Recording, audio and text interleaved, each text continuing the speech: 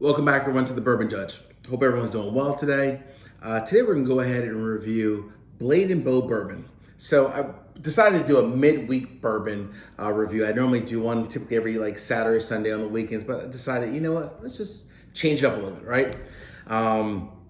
So we're gonna go ahead and review Blade and Bow. Let me let you see the bottle. There's the front.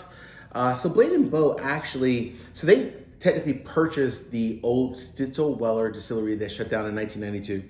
So they purchased the distillery, whatever leftover bourbon that they had on hand from years ago, and started out as Blade and Bow. So in terms of the name, let's kind of start off with that.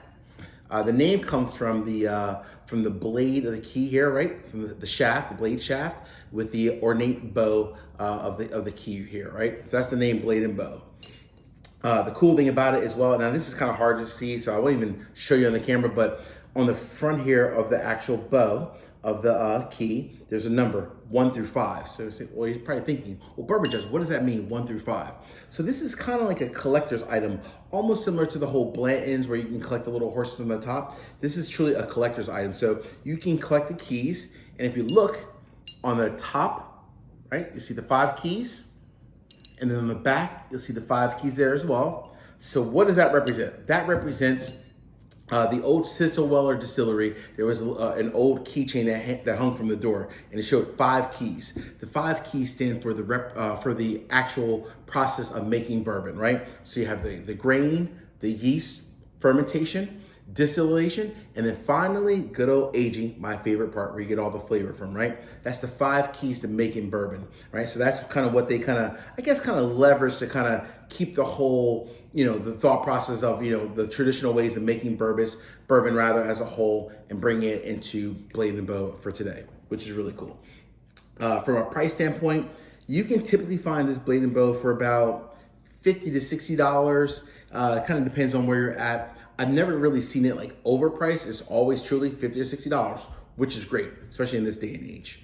And for the most part, they truly just make this one process only, or this one bourbon only. So truly just this Blade and Bow. They have an aged 22-year-old, but it's really hard to find. I honestly have never seen it even out in the wild, even myself, and I'm out looking all the time. So I'll say that.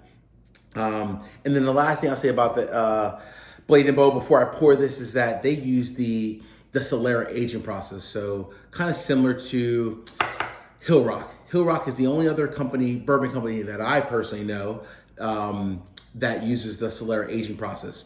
And what it is they really use, when they purchased the Stitzel Weller Distillery, they leveraged a little bit of the bourbon from the Stitzel Weller, and they poured it into all of the different barrels that are being aged over a period of time. So now a little bit of that kind of represents in all of the different barrels that are then, obviously blended and then, aged at different age statements, and then obviously comes out into the bottles of today, right? So that's the whole Solera aging process, really just kind of blending different bottles of different age statements.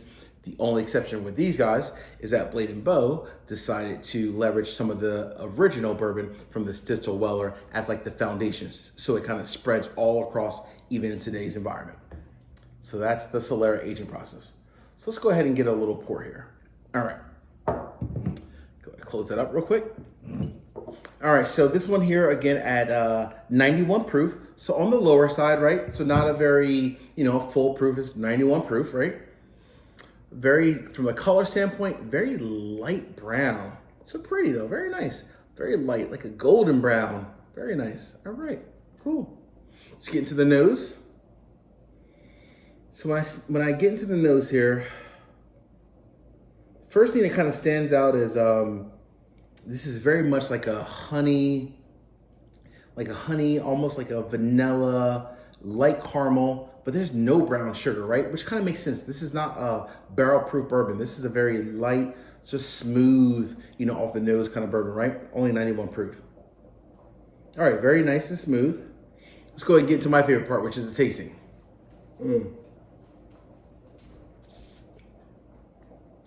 All right, very smooth, very light, very smooth. Goes down, no burn at all. But there's a little bit left in here, so I want to make sure that I get to finish this real quick. All right, very light, very smooth. Almost kind of reminds me of like a summer bourbon, right? Very smooth, lots of honey, lots of a little bit of caramel, lots of vanilla, very just smooth overall. But you guys know, Bourbon Judge, just tell me flat out, is this one that I need to go out and buy, or is this one I need to leave on the shelf and say, you know what, forget it? Well, the verdict is in.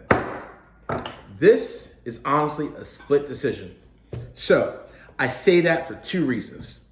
If you are either new to bourbon, so you're looking for something very light and smooth, or your palate is something where, you know, you're looking for something very just kind of easy, smooth going down, lots of flavor from like the honey, caramel, a little bit of sweetness, this is the bourbon for you. But if you're like me, where you typically like a very robust, barrel-proof type of a bourbon, this is not the bourbon for you, right? I enjoy it personally because I guess I'm almost like a hybrid, right? Like a car analogy, I'm like a hybrid. Even though I love a barrel-proof bourbon, and that's like my love, once in a while, especially during the summer, maybe early spring on some hot days, I like a very smooth bourbon, very easygoing. So that's the reason why I honestly do enjoy this one. So that's really the verdict that I would give to you guys, a split decision based off of what you prefer. Please make sure you subscribe to the channel. Thank you for watching today's video, and I will talk to you soon, folks. Take care. See ya. Bye-bye.